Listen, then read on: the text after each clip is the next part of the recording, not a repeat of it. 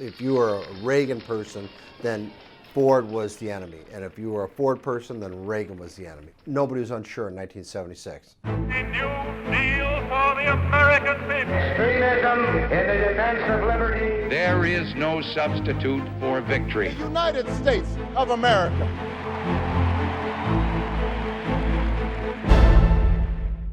Although there's a Republican in the White House, this is a season of discontent for many members of the grand old party. Many of its conservatives regard President Ford as far too liberal.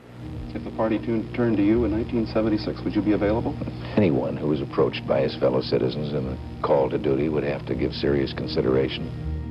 Ronald Reagan in '76 owned the soul of the Republican Party. There's no doubt about that.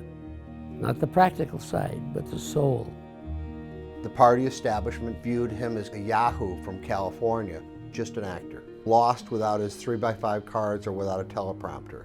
The populist conservative base loved Ronald Reagan. When we came out of the primaries, Reagan was behind Ford in terms of our delegate count, but Ford was short of a majority, so there was going to be a contest all the way through the convention. President Ford and Ronald Reagan are so close in their search for Republican delegates that the so-called uncommitted delegate is taking on the stature of a president-maker.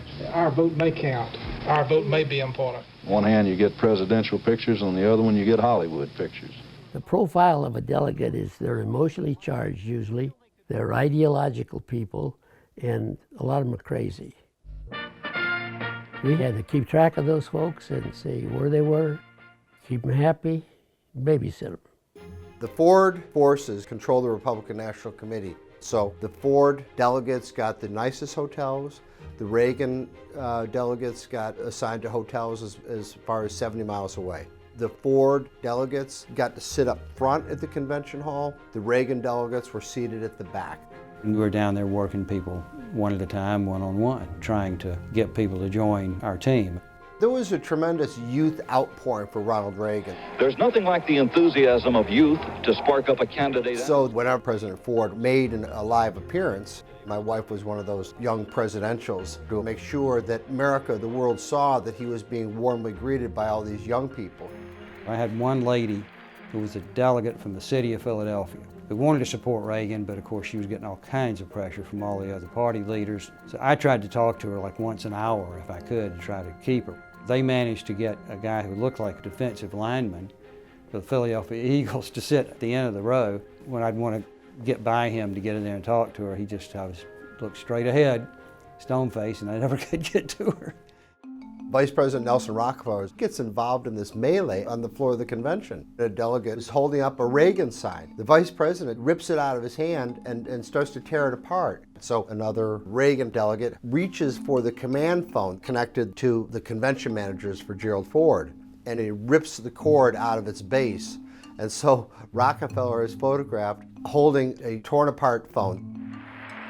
The thing that I feared the most in Kansas City was the platform. It's like you've got a matchbook and you got gasoline sitting there. If you throw a match on it, you've got emotions that just start going crazy. The Ford strategists say their aim was to do what was necessary to prevent floor fights and to convince the conservatives that Mr. Ford is a candidate they can support.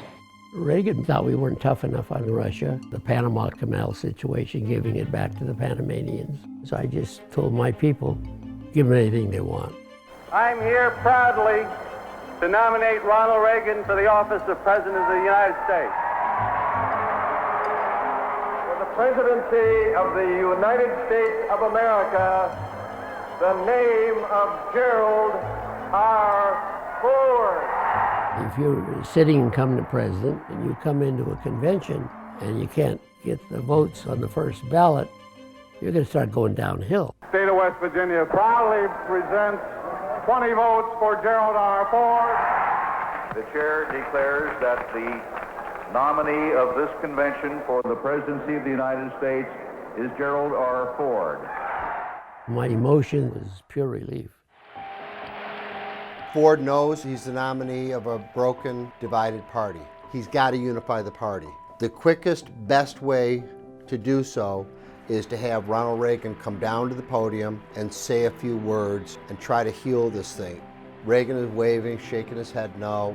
He believes that the spoils go to the victor, that it's Gerald Ford's night, Plus, the animosity runs very, very deep between Gerald Ford and Ronald Reagan. On the other hand, Reagan is a party man, and he knows that if he's got any future with the Republican Party, he's going to have to go down. I believe the Republican Party has a platform that is a banner of bold, unmistakable colors with no pale pastel shades. And of course, he does, and gives this brilliant speech, which actually is the first step on the way to winning the nomination in 1980. We must go forth from here united, determined that what a great general said a few years ago is true. There is no substitute for victory. Mr. President. 40 years ago, the delegates had the power. Network television covered it all. Millions of people were watching. There were fights over rules. There were fights over planks. Over the years, convention coverage has been shrunk to nothing because the power is moved from the delegates to the consultants. The consultants have driven the drama and the fights out of these conventions.